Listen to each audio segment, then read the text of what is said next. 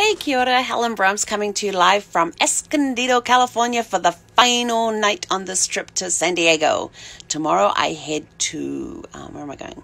Back to Wilderness Lakes in Menifee. I want to get a little bit of rustic camping in before, well, not really rustic, but I'll take you for a walk around the campground tomorrow at, when we get to Wilderness Lakes. So we'll do that. We'll do another Facebook Live with that. So I have a really cool question for you guys today.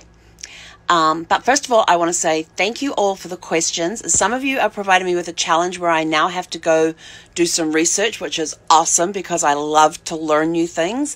And I've got an idea what the answer is going to be in my head to some of these questions, but I just need to verify a couple of things before I do a Facebook Live. So tonight's question is really, really cool because it's one I actually get asked often. So Brian, thank you so much for asking this question. And Brian's question was, do you think a cruise is a good value for a vacation and why?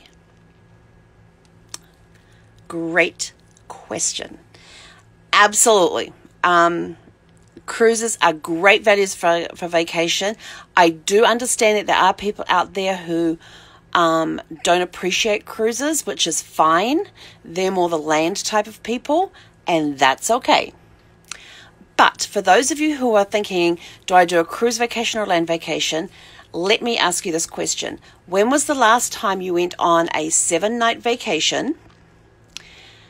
Think about that. Think about especially if it was a multi-destination. You were doing, say, a couple of destinations. So you had to, first of all, pack.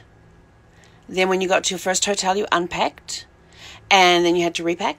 And then you had to either drive or fly to the next location and unpack. And maybe you did 3 destinations. You're being very adventurous to get 3 destinations in one 7-day vacation. And so, again, you had to pack and unpack and get to your next destination, either flying or traffic.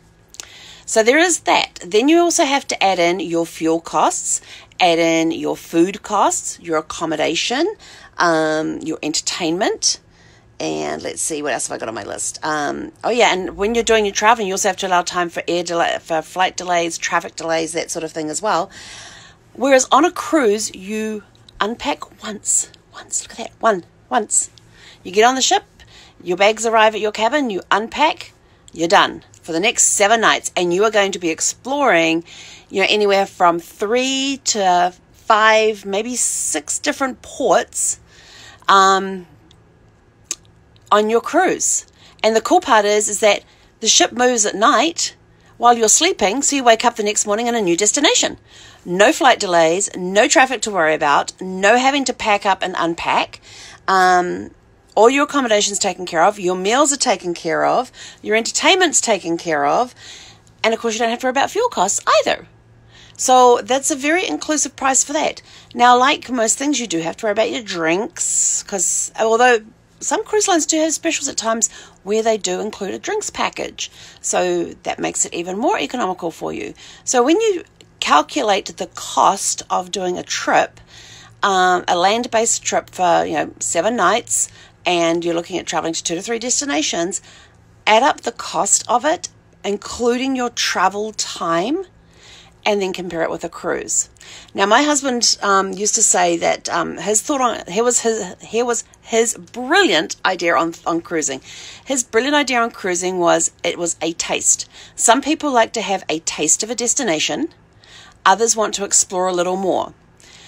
And so he said, like you're thinking of going to Europe, you're thinking of maybe going to Italy, and you want to go do some, but you're not sure if you're going to like it or not, take a cruise to Italy.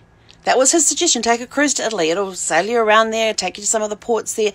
You get on, you get off, you spend a day in port, you get back on again. For some people, that is all they need. For other people, it's like, wow, this is a really cool area. I want to come back and explore it more. So it is a great way to sample destinations.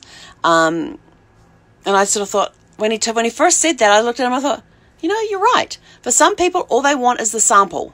For others, they want the sample to see if they want. So think of it having taste testing cakes. only because I love cakes and, well, taste testing chocolate. There we go. No, actually, we'll go back to the cakes. So you get a slice of cake you get a piece of cake as a sample to see if you want to get the whole cake. So think of those special occasions where you go cake testing for weddings, anniversaries, birthdays, that sort of stuff, and you're testing the different cakes. And so think of a cruise as sampling the cakes. And then for some people, the samples is enough. For other people, they want a whole cake of one particular cake. And the cruise gave them that sample so they could then go back later on and plan a more in-depth vacation to that particular location that they got the sample for their cruise. So that was actually quite a good analogy. Not bad. So that is I think that's all I had to say on that one. So yeah, you travel overnight, you get to a variety of destinations, get to sample great places. And some cruises, depending on the cruise line, may actually spend an overnight in a port as well. So you've not only have that whole day that you arrived. When you arrive first thing in the morning, you may end up spending the night there, which gives you a chance to go out and experience the local nightlife in the area. For example, I had clients who wanted to do a 25th wedding anniversary, and so they wanted to spend an overnight somewhere on their anniversary. They didn't know where. They didn't know where they wanted to go or anything. So I did some research for them, got their wedding anniversary date, found 2 different cruises that were happening at that time that happened to have overnights on their wedding anniversary, because they wanted to be able to go into the local area and enjoy a romantic dinner for 2 to celebrate their 25th wedding anniversary. And so I said to them, okay, I have 2 ports. I said, would you like to spend your 25th wedding anniversary in Alexandria, Egypt, or would you like to spend it in Venice, Italy? Of course, they chose the Venice, Italy option and had an amazing cruise. So being able to spend the overnight in some ports helps as well. So sometimes you do get those longer stays. You'll get some of the cruises that are longer than 7 days, where they immerse you into the areas a little more in depth. You'll get them doing a lot more overnight stays. Some of them may include events in that area to give you more of a cultural immersion into the area as well. So just think about all your entertainment on board the ship. I mean, some of the cruise lines will have lecturers come on board. Cunard, when it's doing 7 nights across from Southampton to New York, they may have an author on board that does speaking. They may have, I know they had John Cleese, the British actor, on one time. I love John Cleese. They had him on board one time doing lectures and talking about times in acting and with Monty Python and other projects and things that he had worked on. They've had a lot of different authors. Some of my favorite authors have been guest speakers on the Cunard cruise as well. They've had artists on there demonstrating their work, their techniques, talking about artwork, giving art history lessons. They've had politicians on there talking about, not really, I guess they've had some political conversations, but I know they've had politicians on there because they send you out a list of, hey, we've got this speaker coming on and this is what they're going to be talking about. They've had naturalists on there talking about different things. A lot of times when you're cruising as well, especially when you're up in places like Alaska, they will actually have a naturalist on board who will be talking as you're going up the fjords. So you get to learn about what is a hanging glacier, what's the difference between a waterfall and a rainfall, what's some of the wildlife that we need to keep our eyes open for. So you get to have that experience on there, and it's all included in your cruise. Whereas if you're doing a land vacation, you would then have to go find a tour guide or find a tour to then get on to then take you up the fjords and give you all of that information as well. Whereas on a cruise, it was included. So you have stuff like that. You also have great kids programs on board on cruise lines too. Some of them have really cool kids programs. They usually have, I believe have to have 5 years of some form of childcare / education, and all the activities that the kids get to do within the kids programs are age appropriate. They're supervised very well there for you, taken care of. The kids get in there, they're making you friends.